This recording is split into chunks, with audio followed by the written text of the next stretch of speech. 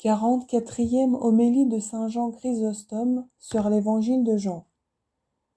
Jésus leur répondit : en vérité, je vous le dis, vous me cherchez non à cause des miracles que vous avez vus, mais parce que je vous ai donné du pain à manger et que vous avez été rassasiés. Travaillez pour avoir non la nourriture qui périt, mais celle qui demeure pour la vie éternelle. Versets 26-27 jusqu'au verset 37, chapitre 6. La douceur et la clémence ne sont pas toujours utiles. Souvent, un maître a besoin d'user de paroles fortes et menaçantes. Par exemple, lorsque son disciple est lent et paresseux, il doit se servir de l'aiguillon pour le réveiller de son engourdissement. Le Fils de Dieu le fait ici et souvent ailleurs. Le peuple, s'approchant de Jésus, le flatte et lui dit : « Maître, quand êtes-vous venu ici ?» Jésus-Christ, pour montrer qu'il méprise les hommages des hommes et qu'il n'a en vue que leur salut, leur répond avec sévérité, non seulement afin de les corriger, mais aussi pour leur découvrir leurs pensées et la produire en public. Et que leur dit-il ? En vérité, je vous le dis, terme qu'a coutume d'employer celui qui veut insister fortement sur ce qu'il avance. Vous me cherchez, non à cause des miracles que vous avez vus, mais parce que je vous ai donné du pain à manger, et que vous avez été rassasiés. S'il les censure, s'il les réprimande, ce n'est pas avec rudesse, mais avec beaucoup de ménagement. Il ne leur dit pas : « Ô gourmands, ô esclaves de vos estomacs, j'ai fait 100 miracles et vous ne m'avez pas suivi, et vous n'avez pas admiré les prodiges que j'ai opérés. » Il leur dit avec beaucoup de douceur et de bonté : « Vous me cherchez non à cause des miracles que vous avez vus, mais parce que je vous ai donné du pain à manger, et que vous avez été rassasiés. » Parlant non seulement des miracles passés, mais encore de celui qu'il venait de faire.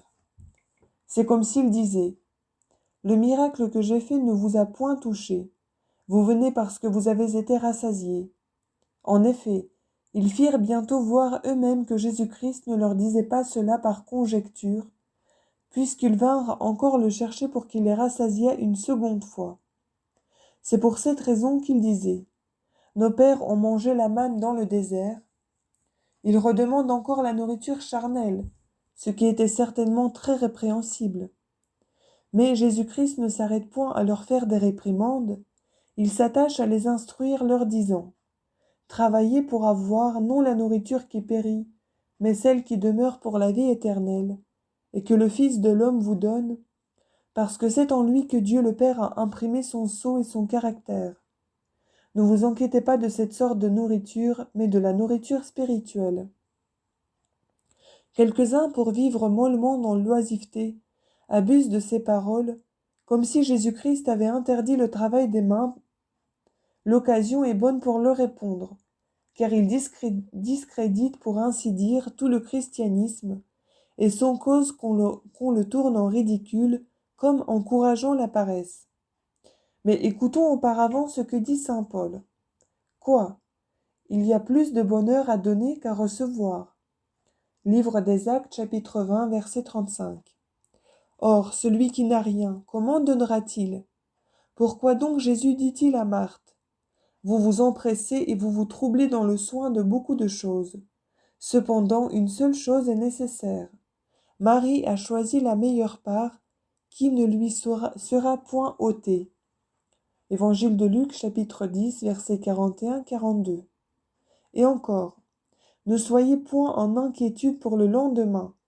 Évangile de Matthieu, chapitre 6, verset 34. C'est à quoi, dis-je, il faut absolument répondre, non seulement pour exciter les paresseux, si toutefois ils veulent bien nous écouter, mais encore de peur que les divines écritures ne paraissent se contredire. En effet, l'apôtre dit ailleurs : « Mais je vous exhorte de vous avancer et de vous rendre parfait, de vous étudier à vivre en repos, de vous appliquer chacun à ce que vous avez à faire, de travailler de vos propres mains, afin que vous vous conduisiez honnêtement envers ceux qui sont hors de l'indigence. » envers ceux qui sont hors de l'Église. Première épître aux Thessaloniciens, chapitre 4, versets 10, 11 et 12. Et de Réchef, que celui qui est dérobé ne dérobe plus, mais qu'il s'occupe en travaillant des mains, à quelque ouvrage bon et utile, pour avoir de quoi donner à ceux qui sont dans l'indigence. Épître aux Éphésiens, chapitre 4, verset 28. Ici, saint Paul n'ordonne pas de travailler simplement pour s'occuper, mais de si bien travailler qu'on puisse gagner de quoi donner à ceux qui sont dans l'indigence. Le même apôtre dit encore ailleurs, « Ces mains que vous voyez ont fourni à tous ceux qui m'étaient nécessaires et à ceux qui étaient avec moi. » Livre des Actes, chapitre 20, verset 34. Et aux Corinthiens, « En quoi trouverai-je donc un sujet de récompense ? En prêchant de telle sorte l'évangile que je le prêche gratuitement ?» Première épître aux Corinthiens, chapitre 9, verset 18. Et, étant arrivé dans cette ville, il demeura chez Aquila et Priscille, et il y travaillait parce que leur métier était de faire des tentes. Livre des Actes, chapitre 18, versets 2 et 3. Ce sont ces dernières paroles du saint apôtre qui paraissent le plus combattre les premières, si l'on s'en tient à la lettre. Il est donc nécessaire de résoudre cette difficulté. Que répondrons-nous donc ? Ne point s'inquiéter ne veut pas dire qu'il faut cesser de travailler, mais qu'il ne faut point s'attacher aux choses de ce monde, c'est-à-dire n'être point en inquiétude pour le repos du lendemain, et regarder ce soin comme superflu. Car celui qui travaille peut fort bien n'amasser pas pour le lendemain. Celui qui travaille peut n'être point inquiet. En effet, l'inquiétude et le travail ne sont pas une même chose. Jésus-Christ et l'apôtre parlent ainsi, afin que celui qui travaille ne mette pas sa confiance dans son travail, mais songe seulement à gagner de quoi faire l'aumône. Au surplus, ce que le divin Sauveur dit à Marthe, ne regarde pas le travail en lui-même, mais seulement le temps qu'il faut y consacrer. Il veut qu'on y ait égard et qu'on n'emploie pas celui du sermon à des œuvres terrestres et charnelles. Il ne lui dit donc pas cela pour la jeter dans la paresse, mais pour la porter à l'entendre. Je suis venu chez vous, dit-il, pour vous enseigner les choses nécessaires au salut, et vous vous empressez pour nous donner à manger? Voulez-vous me bien recevoir et me servir en grand festin? Préparez d'autres mets. Soyez attentive à ma parole. Imitez l'amour et le zèle de votre sœur.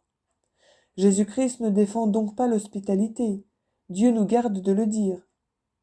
Mais il nous apprend qu'à l'heure du sermon, il ne faut point se livrer à d'autres occupations. Enfin, quand il dit « Travaillez pour avoir non la nourriture qui périt », il ne veut pas dire qu'il faut vivre dans l'oisiveté, car c'est là principalement la nourriture qui périt.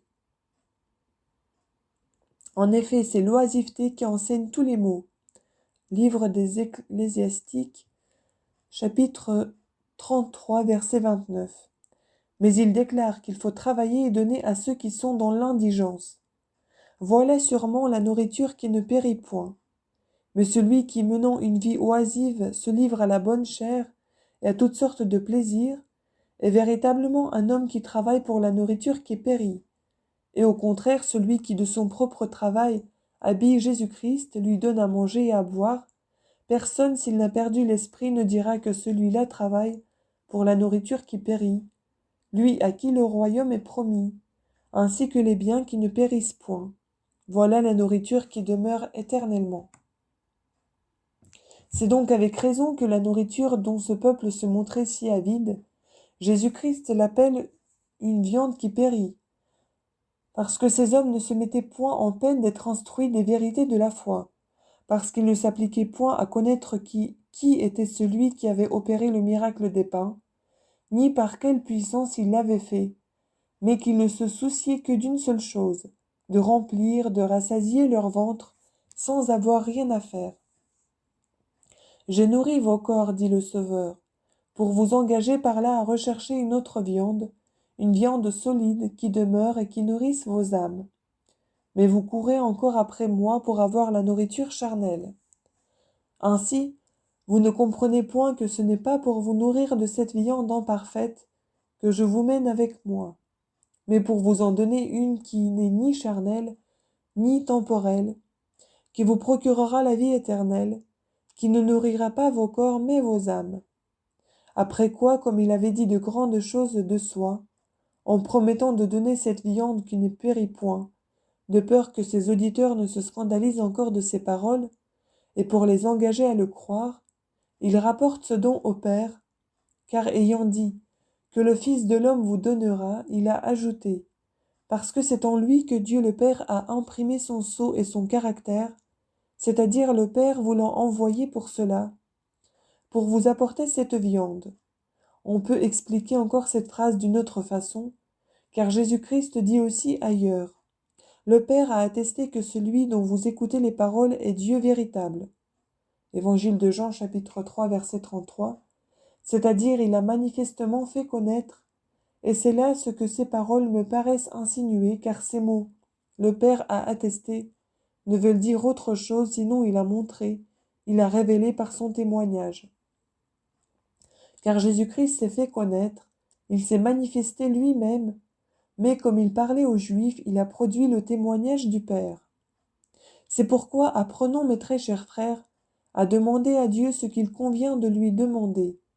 De quelque manière que tournent les choses temporelles, elles ne nous portent aucun préjudice.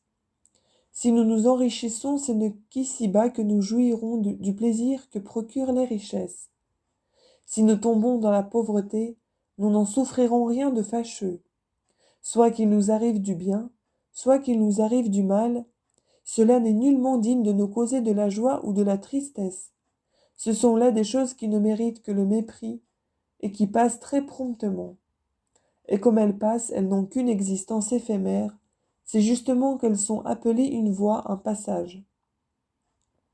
Mais les peines et les récompenses futures sont également éternelles. C'est à quoi nous devons donner tous nos soins et toute notre attention, afin d'éviter les unes et d'acquérir les autres. Des biens terrestres, quelle utilité peut-il nous en revenir? Ils sont aujourd'hui, demain ils s'envoleront. Aujourd'hui c'est une belle fleur, demain une poussière que le vent disperse. Aujourd'hui un feu allumé, demain une cendre éteinte. Mais les biens spirituels ne sont pas de même nature. Toujours ils sont beaux, toujours ils sont fleuris, et chaque jour ils deviennent plus brillants. Jamais ces richesses ne périssent, jamais elles ne nous sont enlevées, jamais elles ne tarissent, elles ne nous causent point d'inquiétude, elles ne nous attirent jamais l'envie et la calomnie, elles ne ruinent point le corps, elles ne corrompent point l'âme, elles n'excitent point la jalousie ou l'envie. Mots qui sont attachés aux richesses temporelles. La gloire spirituelle n'inspire ni orgueil ni insolence. Elle n'enfle point le cœur, jamais elle ne cesse, jamais fil ne s'obscurcit.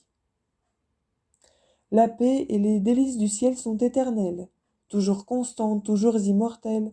Elles n'ont ni borne ni fin. Je vous en conjure, mes chers frères, aspirons à cette vie. Si nous la désirons, nous ne ferons aucun cas des choses présentes. Au contraire, nous les mépriserons, nous en rirons. Si quelqu'un nous appelle à la cour, ce qu'on regarde comme un grand bonheur, soutenu et animé de l'espérance de biens éternels, nous refuserons d'y aller, car ce prétendu bonheur paraît vil et méprisable à une âme prévenue de l'amour des choses célestes. En effet, tout ce qui doit finir n'est point tant à désirer. Ce qui a une fin, ce qui est aujourd'hui et ne sera plus demain, quelque grand qu'il paraisse, est au fond très petit et très méprisable. Ne recherchons donc pas les biens qui périssent et s'évanouissent, mais ceux qui demeurent éternellement, afin que nous puissions les obtenir par la grâce et la miséricorde de notre Seigneur Jésus-Christ, par qui et avec qui gloire soit au Père et au Saint-Esprit, maintenant et toujours et dans tous les siècles des siècles, ainsi soit-il.